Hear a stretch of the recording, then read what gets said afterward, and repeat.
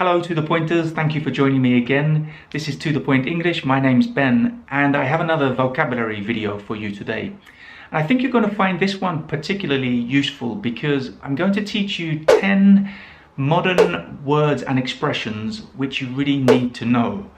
Now I say modern words and not new words because a lot of these words have existed for decades or even centuries. But in recent times they've taken on a new meaning or a new significance. And some of these words are quite sensitive and political, so you really need to know how and when to use them and when not to use them. Some of the other words are actually new words that have been invented in the last few years, and they're a little bit more fun. But let's go straight to number one, which is woke. Now, I'm sure you're familiar with the word woke as the past simple of wake, right? Yesterday I woke up at 7 a.m, for example. But in this new usage, it's used as an adjective, so to be woke. And the original meaning was to be aware of racial issues. So to be aware of the racism in society, basically. But in recent years, it's become used in a more general sense for any social equalities. So it could be sexism or gender issues, etc. So it's good to be woke, right? You'd think that's all positive, that's all good. You would want to be woke. Well, yes, I think that's right. It is good to be woke, to have an awareness of these social inequalities.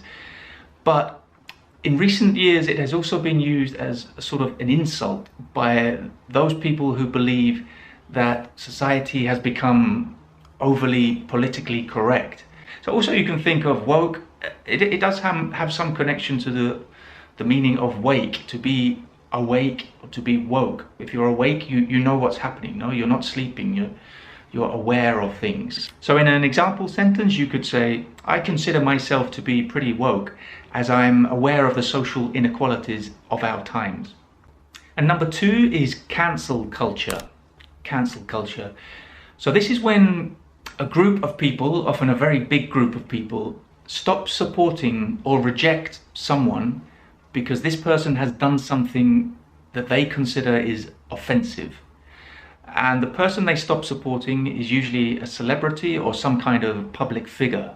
So this is very common, again, on social media, when a celebrity tweets something, maybe on Twitter, which is perhaps not woke, as I said, maybe not overtly racist or sexist or homophobic, but is perceived by some people to be offensive. And that's when they cancel this person, basically. The celebrity is cancelled, it stopped being supported.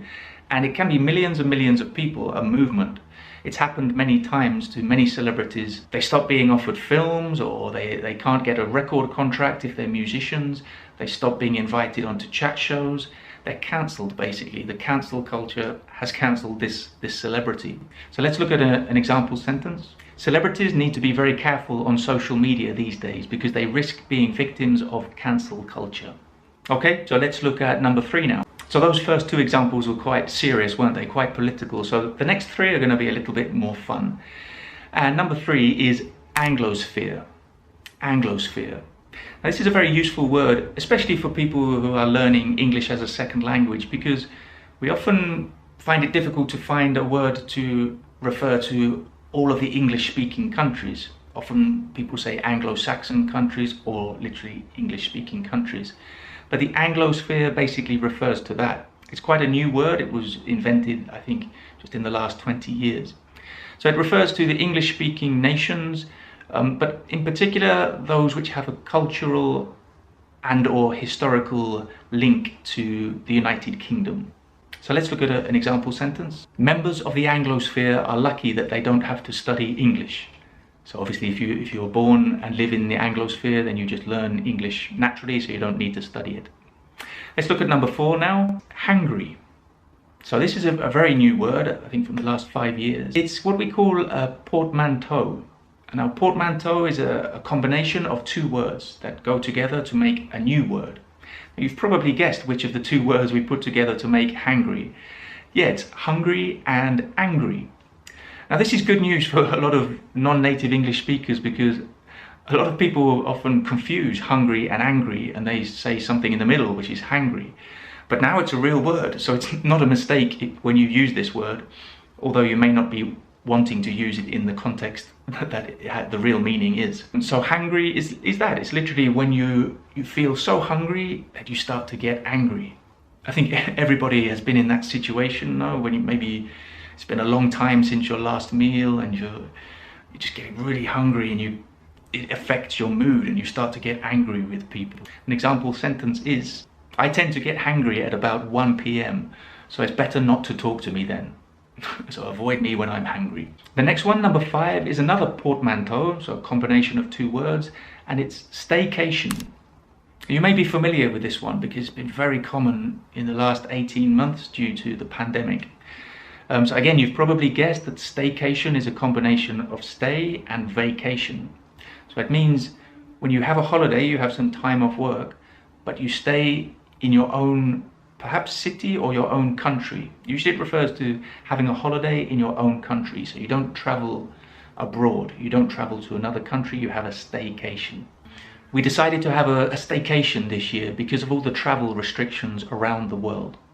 So as I said, during the pandemic, so many travel restrictions, it's very difficult to move between countries, so many people have just had staycations. They've holidayed in their own countries. Okay, so we're going to get back to some more political vocabulary now, which is useful for your English in general, but especially for those of you who are studying for English exams, because often in the speaking you have to speak about some slightly political issues. So number 6 is virtue signaling. Virtue signaling. And this is when you express your opinion, but with the express intention of showing how morally correct you are, or even how morally superior you are. So it's basically to show what a good person you are. So you're not really just saying something because you really feel it or believe it, but your main intention is just to demonstrate to everybody how fantastic you are, how morally correct you are. So it's usually on social media again. I'm sure everyone knows at least one person who virtue signals a lot, who does a lot of virtue signaling. And it is a negative word because if you virtue signal, you are basically being disingenuous or false, really. So let's look at an example. So Fred is always tweeting about how much he cares about social inequality, but I'm sure he's just virtue signaling. Okay, so you get the idea? Let's move on to number 7 now. And number 7 is eco-anxiety. Now this is probably pretty self-explanatory, isn't it? Eco-anxiety. And apparently it's becoming more and more common now, especially in young people. And it refers to the fear and stress regarding the future of the planet, basically. So people who are really worried, seriously worried about climate change and global warming, all the issues that face the planet, the environment now. So let's look at an example. So young people nowadays tend to suffer from eco-anxiety due to climate change and other environmental issues. Okay, so let's move on to number 8 now. And this one's pretty depressing, to be honest. It's doomscrolling. Doomscrolling. And this is when you're constantly reading bad news on social media and websites. So you know what scrolling is, I guess, when you scroll through your Instagram feed or Twitter, just scrolling up. And doom means death and destruction, just general negativity. It's a very depressing word. I think many of us do this, unfortunately. You kind of get in this habit of just reading news, and most news is negative, and it can have a negative psychological effect. So the example sentence is, I couldn't sleep last night after 3 hours of doom scrolling. So imagine you're on your mobile just reading this bad news all the time. In the end, it will probably affect your sleep. Let's move on to number 9 now. Gentrification. So again, not a particularly new word, but it's been used a lot more in the last 5, 10, 15 years. So it's very important that you know what it means and how to use it. And it's the process of change in a traditionally poor area or neighborhood when wealthier people move in and displace the original residents. Okay, so that makes it sound more complicated than it really is. And maybe you've witnessed it in your own city. It often goes through a process of immigration moving in, then it becomes a sort of bohemian area because the houses and flats are cheap. And that makes it quite trendy and fashionable, and richer people or wealthier people move in and displace the original residents. So an example sentence, I was born in a very working class area of London, but due to gentrification, it's now far too expensive to live there. Okay, so that's the typical situation. People can't live in their original neighborhoods because it just becomes too expensive. As I said, you've probably seen it in your own cities. It's happening all around the world. But number 10 now, echo chamber. So again, this is not a new word or expression. This is very old. An echo chamber is a space where sound reverberates. That's the literal meaning, the original meaning. But we have a new use of it related to social media. It's a space where a person only hears or reads opinions and beliefs which support their own. So you can probably imagine on social media platforms like Twitter or Facebook, often you join groups or you follow people or accounts which you like, of course, that you agree with. So you're just receiving an echo of your own opinions. It's just bouncing back. Everything you read agrees with your own opinion. And that can be dangerous because you're not getting alternative ideas. So an example is Twitter is very good for getting news quickly, but it's usually an echo chamber for most users.